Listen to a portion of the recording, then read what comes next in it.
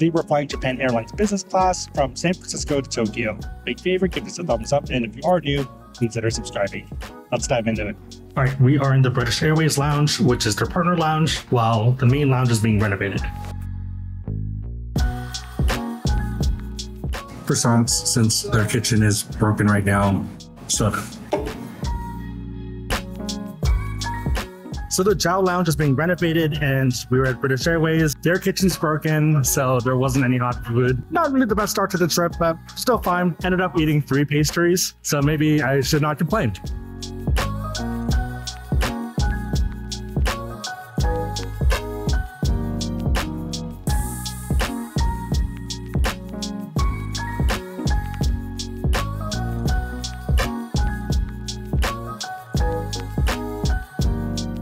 First up, let's do a seat tour and then let's get into the food. This is a 232 configuration. So here is Mandy over here. She has the window. I'm kind of next to her. She does have a separate exit that's independent of me, so she doesn't have to hop over. Middle is also 3. So it's interesting because the person in the middle has their own little aisle as well to exit. One benefit of the inside seat within the sides, so you do have a little cubby. So Mandy does not have this area. Instead, she has like a top area over here. So I have the headphones over here, pretty basic ones, and they do not look that comfortable. So I might end up pulling out my Sonys after, given that I do have pretty big ears, and yeah, this is not really the largest. Also tons of little manuals over here. We are on the 777, Japan Airlines 1. Batteries kit over here. A few plug options if you want to charge stuff. Remote control over here. So this does control the TV. The TV is not actually touchscreen, which might be surprising to you. Doesn't really do anything. Bunch of seating options over here that we'll get into later on. Compartment over here to store stuff. Right now I have my phone in here. I'm 5'11", 6 foot on a good day. And yeah, plenty of room. I think you have a ton of room until maybe you're 6'6" or so, and then it gets a bit tighter. Blanket over here. They did offer slippers, but given my big feet, doesn't really work that well and not really the most comfortable. Here's Mandy and her camera setup, and this is the table. Now, if you don't know your neighbor, you can pop this up and have a bit more privacy. Yeah, be careful, it does slam down a bit fast.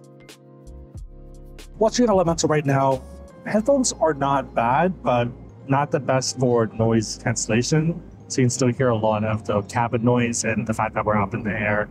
I think if you have your own headphones, QC45s or 35s, or the Sony equivalent, probably better. But these are fine, they're passive. It's not bad, but could be better. Much better. Let's unbox the amenities kit. No one saw that.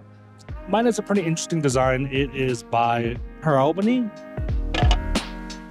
Alrighty, first up is going to be earplugs. Over here we have a toothbrush. There also is a toothbrush in the bathroom if you want to use that instead. Some pocket tissue. Phone holder if you want to, use your phone or watch TV. USB cable, and it is for iPhone. Also eye mask, which is pretty soft inside. More about the artist. Pretty solid amenities kit. One of the reasons why I love points is the fact that they can help you experience things that would otherwise feel out of reach. Lots of ways to get points, whether it's signing for a new card, getting intro bonus, and using your spend that you're already doing anyways. Maybe that's groceries, rent, or tuition. Tons of options here. Alternatively, maybe even buying points when there's a promotion. A bit more expensive there, but there still is a ton of value. With that said, if you do want to learn about cards and want to support the channel, we do have links on the website, cardnomics.com/i/AskSebby. Make sure the links are competitive, but otherwise, it is a huge way to support the channel. So thank you guys in advance. Food is also here. So this is the appetizer. There's some nuts, olives, and I got an alcohol-free beer. Pretty normal, but tasty. I think they could heat these up and it tastes a lot better, but they're fine. Olives aren't bad. I'm not really an olive person. These taste decent. I'm probably gonna do the Japanese menu, but I am tempted for the international one. I feel like if you're on Japan Airlines, you need to do the Japanese menu. A few moments later. Okay, funny enough, they ran out of the Japanese main, so I actually am going to eat the sea bass. Kind of worked out, and we can now compare the Japanese with the international menu. Okay, we're starting meal service, and appetizer looks pretty good. It's here tuna with Capri salad and honey mustard balsamic dressing. Looks super solid, but let's give it a taste. It's a pretty solid plate, and you also get 2 pieces of bread and butter. Okay, doesn't really pour out. Tastes really good though. Let's try the salad. Tuna. That's surprisingly good. There's not much browning of it, so it's pretty just outside, just the skin is seared. It's not like it's cooked inside throughout, if that makes sense. The whole plate is probably a solid 8. Tuna is 9 to me. I guess it's unsurprising that it's the highlight of the dish. 2 pieces of bread, lightly warped.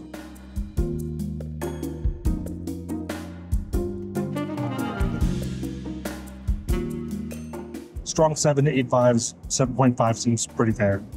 And to be fair, there's nothing wrong with the salad, like it's fine. It also just doesn't feel that inspired to me. Okay, so the main's here and looks really good, smells amazing. Let's take a look at the sea bass. Ooh, flaky. Let's give it a taste. That's really good. Wow. That's a 10. Let's try the veggies. Veggies also pretty good. Sauce, kind of a mushroom sauce. Goes really well with the fish, but the fish is so good that you don't actually even need a sauce. Potatoes? Potatoes could be a little bit more seasoned, and they do have salt. Still though, it's the fish. Amazing flavors, not overcooked. Has a sweetness to it, and it's just delicious.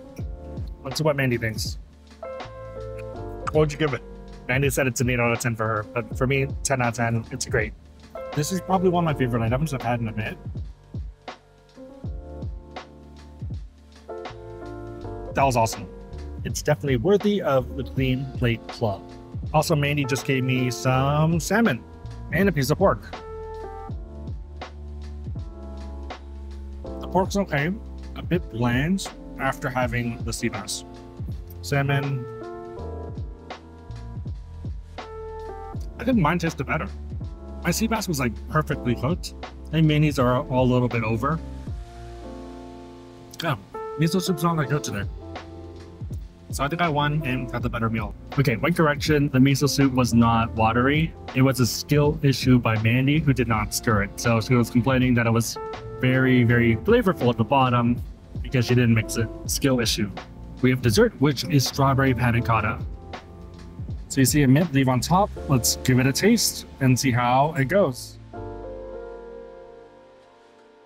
Pretty sweet, strawberry flavor, unsurprisingly. A little one-dimensional, but not bad. Kind of makes me think of the strawberry ice cream that comes in one where it has like chocolate, vanilla, and strawberry, the Neapolitan style. But the strawberry always tastes a little bit artificial, kind of that vibe to it. I wouldn't think it was artisanal. Tasty, solid 8, it could be better. I'm still going to eat it all though because it is delicious.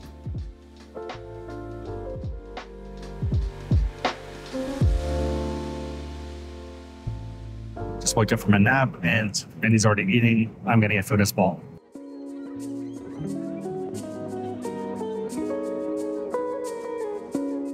Alrighty, so the chicken and the rice, which I already did a test of, but I figured I'd film it again. Chicken's still dry, very bland as well.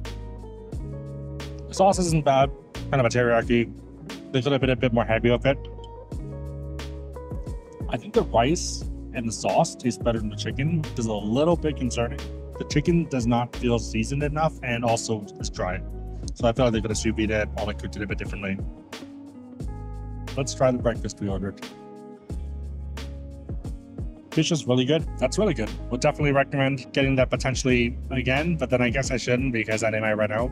Japanese breakfast, delicious. Egg is okay. Veggies are also delicious. So I think there are a lot of hits and misses, which hopefully means that this video ends up being helpful for you if you are taking this flight. Japanese breakfast or the pre-landing meal, delicious. 9 out of 10. Chicken, that's super dry and not good, even though it is recommended. Probably a 4, maybe a 5. Like, it's passable, but it's hitting the point where I am considering not finishing it or just eating the rice, which says a lot because I almost always eat everything. Miso soup. Delicious. Block of rice that I probably should have been eating with the fish instead of just a fish. Goes great with the fish. If we can mix and match the Japanese appetizer and then the Western main, that might be the move. I think I do have to finish a chicken dish though, otherwise if I order anything else, they're gonna get mad at me. I really want to try the vegetable curry, so I think I'm gonna suck it up and just finish both of these. I'm gonna work on this. Let's see you in a bit. Alrighty, ended up finishing everything. So yes, the Japanese breakfast and also chicken. Next up, let's try the curry. Randy's laughing. I'm probably gonna take a break for a bit first. They're gonna be a little bit weirded out.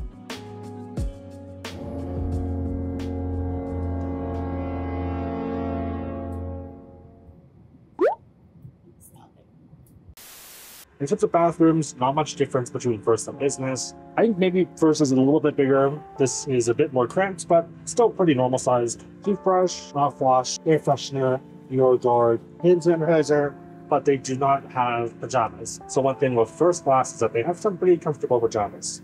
They keep this pretty clean too, pretty standard.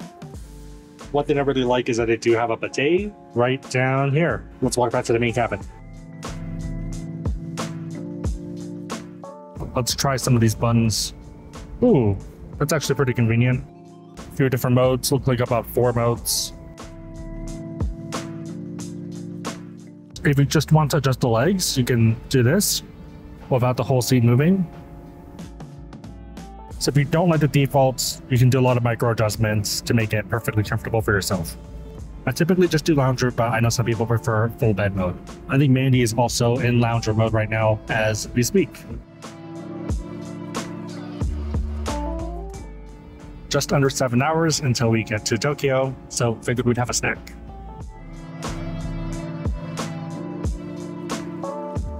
Cheese snack and almond. I don't taste the almond, but it's kind of like these little cheese puffs. Outside, it's a bit like a fried chip. Inside, there's kind of a cheese. I think the legs are hanging on. I feel like these are very dangerous. They're really good. Also, that's the difference between the cabin lighting. Nattle's fine, it's fermented soybeans, which might sound weird if you've never had it before. Nuts and a little bit of sunflower seed, 5, even though you're not spitting anything out.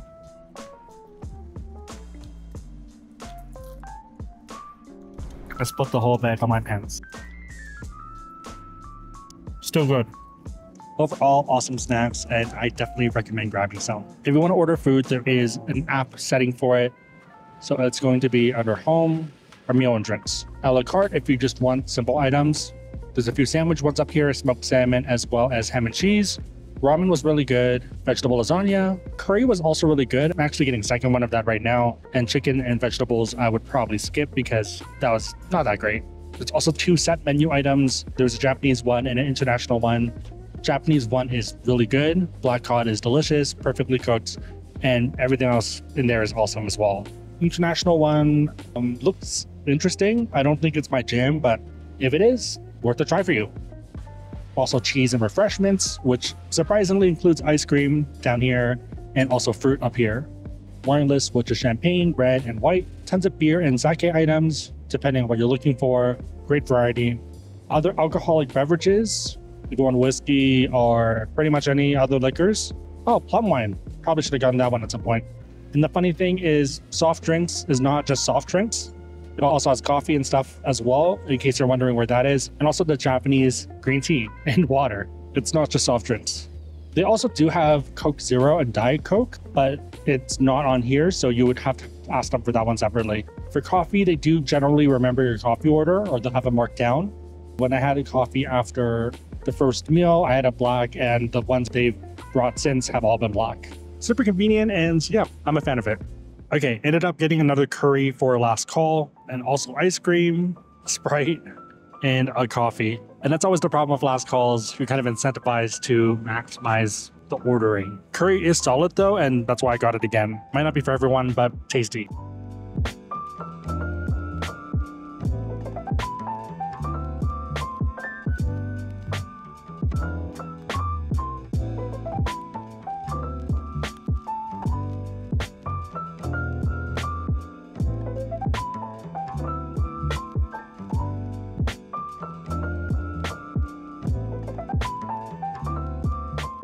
Okay, since Niseko is dealing with heavy snowstorms, it's actually not going to get there in time. We get there on Monday, and it's not going to get there until Tuesday night. And today's Saturday right now. Doesn't really make sense because we lose out on pretty much 2 days of skiing. And that's best case. But yeah, it's due to snow. So I kind of figured we'd just rather take it. Just dropped it off. 2 checked bags are going there. So we're good to go. Okay, if you are going on a domestic flight, I would have a lot of time. So first off, if you're dropping stuff off like skis. Second off, you do have to take a bus. There is a schedule. Third off, the security lines. We've been here for like 25 minutes and we haven't moved that far. And there wasn't that many people in front of us. Like we started right there. I think like 7 people went in. This is the waiting area, and then buses come pretty much every 15 minutes.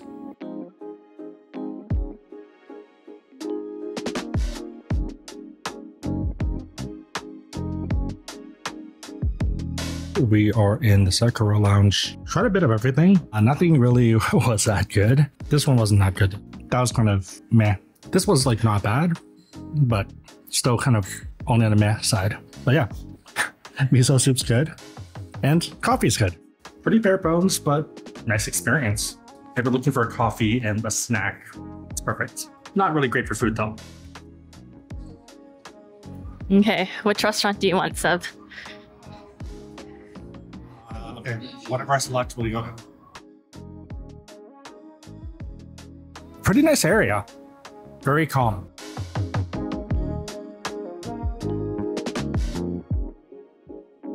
This right? Oh, it's all closed. Thank you.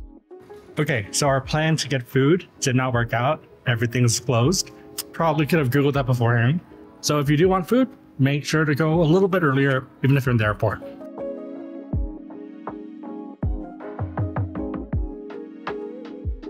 Just checked into the hotel. We're going to walk very, very far away, right over there, to the restaurant, right next to 7-Eleven. I am also being sarcastic, in case it's not obvious. That one closes at 3 a.m. and the hotel recommends it, so hopefully it's good. Wow, these people are working late. It's like 11 p.m. Hopefully good, but we'll see. We are walking to Yoshinoya, which is about 5 or 6 minutes away. It is a little bit of a creepy walk, but it's pretty nice out. And also, oh, I guess nice is relative, but to me, it feels pretty nice out. It is cold, but it's not too windy or anything, so not too bad. There are obviously better restaurants in Japan, but this is a chain and it's 24/7. The other hotel we were considering for these 2 nights is right over there, the A&A Crown Plaza. Glad we didn't do it though, because I think the walkover would have been pretty miserable with the poly luggages. And with the skis, it wouldn't be too bad, but the ways would not be a fun time. You excited? No credit cards. Oh man. Okay, let's do a taste test of our 11:45 p.m. 7-Eleven meal. First up, some beer.